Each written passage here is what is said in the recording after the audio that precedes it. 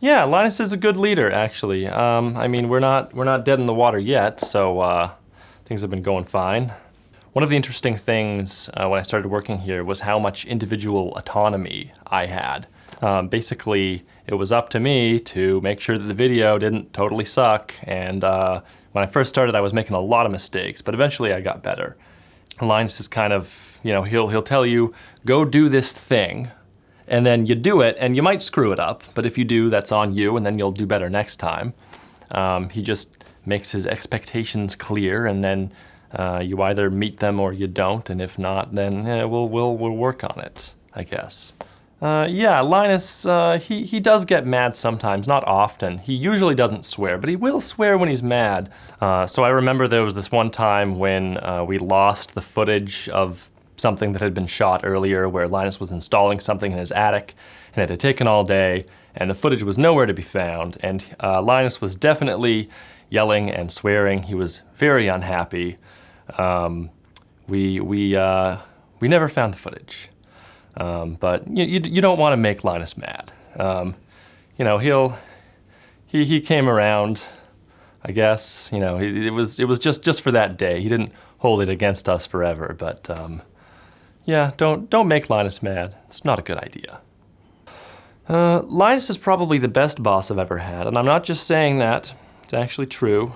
My first boss at Subway was pretty good, but then later it turned out he was a convicted felon, but that was like some insurance fraud thing. Never mind, it doesn't matter. The point is, Linus he's honest, he's generous, he understands the value of spending good money on employees and equipment so that the product that we make, which is videos in this case, is good. He's got a good sense for that. He's been good to me and all of us. You can actually definitely tell that he does care about us, which I can certainly say has not been the case for almost all of my other bosses. So that's a good thing. I've always said Linus is the most busy of all of us. He gets his work done, but he has so much of it that it doesn't always get done right away. I don't actually see him all that much, especially because his office is upstairs now. He used to be in the editing den with us. So he's always off doing something, and sometimes I need to ask him a question, and he's nowhere to be found. So I interact with him when there's time. Mostly on the car ride to or from somewhere is when we can actually talk about whatever. So that's when you actually get to know him as a person, whereas when we're all at work, there's really time for nothing else but working. When Linus tells you that something will be done in 2 hours, I always double the amount of time in my head. So he says, it'll be done in 2 hours, and I say, okay, 4 hours later it'll be done for real, and more often than not, I am correct.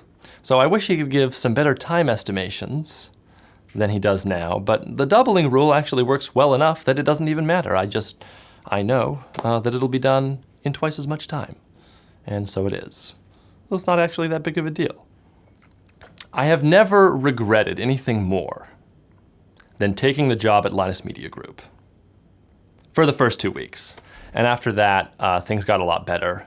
Basically, the problem was that we had so much work to do, and we had so little time to do it and so few people to do it.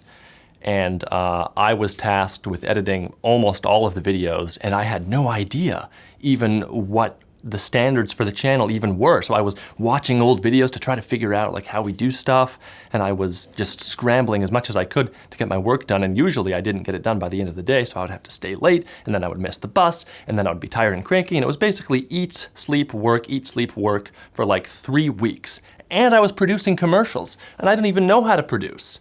So it was miserable, and I really wanted to quit. But I'm glad that I stuck it out, because as time went on, we got better at what we were doing. We eventually hired more people, and we eventually figured out how to get videos done more on time, because at that time, we were basically doing the entire video in one day from start to finish, scripting, shooting, editing, releasing.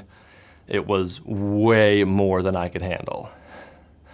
But today, because of those experiences, I have made sure that we have a good calendar system and a tracking for the videos, a system for that. And whenever we have a new employee, I always make it a point to train them, to let them know what the heck is going on, so that nobody else has to be as confused and miserable as I was when I first started. So things have gotten much better. We have quite a few hurdles still to overcome, but we're really doing a lot better now than we were. So that's great.